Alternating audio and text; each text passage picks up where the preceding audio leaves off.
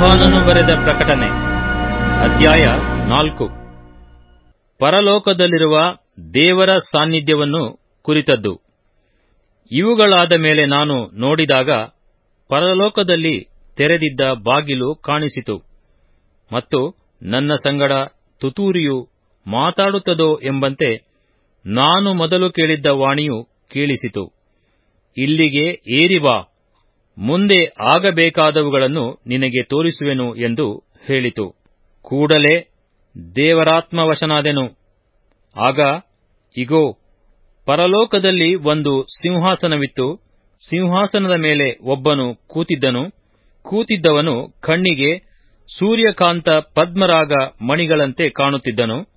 ಸಿಂಹಾಸನದ ಸುತ್ತಲೂ ಪಚ್ಚೆಯಂತೆ ತೋರುತ್ತಿದ್ದ ಮುಗಿಲುಬಿಲ್ಲು ಇತ್ತು. ಇದಲ್ಲದೆ ಸಿಂಹಾಸನದ ಸುತ್ತಲೂ 24 ಸಿಂಹಾಸನಗಳಿದ್ದವು. ಆ ಸಿಂಹಾಸನಗಳ ಮೇಲೆ ಶುಭ್ರ ವಸ್ತ್ರ ಧರಿಸಿಕೊಂಡಿದ್ದ 24 ಮಂದಿ ಹಿರಿಯರು ಕೂತಿದ್ದರು. ಅವರ ತಲೆಗಳ ಮೇಲೆ ಚಿನ್ನದ ಕಿರೀಟಗಳಿದ್ದವು. ಸಿಂಹಾಸನದೊಳಗಿಂದ ಮಿಂಚುಗಳು, ವಾಣಿಗಳು, ಗುಡುಗುಗಳು ಹೊರಡುತ್ತವೆ.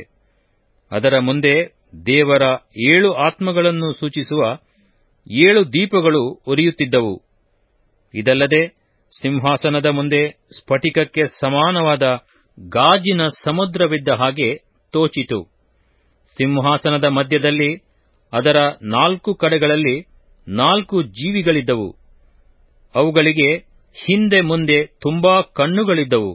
ಮೊದಲನೆಯ ಜೀವಿಯು ಸಿಂಹದಂತಿತ್ತು, ಎರಡನೆಯ ಜೀವಿಯು ಹೋರಿಯಂತಿತ್ತು, ಮೂರನೆಯ ಜೀವಿಯ ಮುಖವು ಮನುಷ್ಯನ ಮುಖದಂತಿತ್ತು, ನಾಲ್ಕನೆಯ ಜೀವಿಯು ಹಾರುವ ಗರುಡ ಪಕ್ಷಿಯಂತಿತ್ತು. ಆ 4 ಜೀವಿಗಳೊಳಗೆ ಒಂದೊಂದಕ್ಕೆ 6 ರೆಕ್ಕೆಗಳಿದ್ದವು. ಆ ಜೀವಿಗಳಿಗೆ ಸುತ್ತಲೂ ಒಳಗೂ ತುಂಬಾ ಕಣ್ಣುಗಳಿದ್ದವು. ಆ ಜೀವಿಗಳು ಹಗಲಿರುಳು ವಿಶ್ರಮಿಸಿಕೊಳ್ಳದೆ, ದೇವರಾದ ಕರ್ತನು ಪರಿಶುದ್ಧನು, ಪರಿಶುದ್ಧನು, ಪರಿಶುದ್ಧನು, ಆತನು ಸರ್ವಶಕ್ತನು, ವರ್ತಮಾನ ಭೂತ ಭವಿಷ್ಯತ್ ಕಾಲಗಳಲ್ಲಿರುವಂಥವನು ಎಂದು ಹೇಳುತ್ತವೆ. ಯುಗ ಯುಗಾಂತರಗಳಲ್ಲಿಯೂ ಜೀವಿಸುವವನಾಗಿ ಸಿಂಹಾಸನದ ಮೇಲೆ ಕೂತಿರುವಾತನಿಗೆ ಆ 4 ಜೀವಿಗಳು ಪ್ರಭಾವಮಾನ ಕೃತಜ್ಞತಾಸ್ತುತಿಗಳನ್ನು ಸಲ್ಲಿಸುವಾಗೆ ಆ 24 ಮಂದಿ ಹಿರಿಯರು ಸಿಂಹಾಸನದ ಮೇಲೆ ಕೂತಾತನ ಪಾದಕ್ಕೆ ಬಿದ್ದು ತಮ್ಮ ಕಿರೀಟಗಳನ್ನು ಸಿಂಹಾಸನದ ಮುಂದೆ ಹಾಕಿ, ಕರ್ತನೇ, ನಮ್ಮ ದೇವರೇ, ನೀನು ಪ್ರಭಾವ ಮಾನ ಬಲಗಳನ್ನು ಹೊಂದುವುದಕ್ಕೆ ಯೋಗ್ಯನಾಗಿದ್ದಿ. ಸಮಸ್ತವನ್ನು ಸೃಷ್ಟಿಸಿದಾತನು ನೀನೇ. ಎಲ್ಲವೂ ನಿನ್ನ ಚಿತ್ತದಿಂದಲೇ ಇದ್ದವು, ನಿನ್ನ ಚಿತ್ತದಿಂದಲೇ ನಿರ್ಮಿತವಾದವು ಎಂದು ಹೇಳುತ್ತಾ ಯುಗಯುಗಾಂತರಗಳಲ್ಲಿಯೂ ಜೀವಿಸುವಾತನನ್ನು ಆರಾಧಿಸುತ್ತಾರೆ.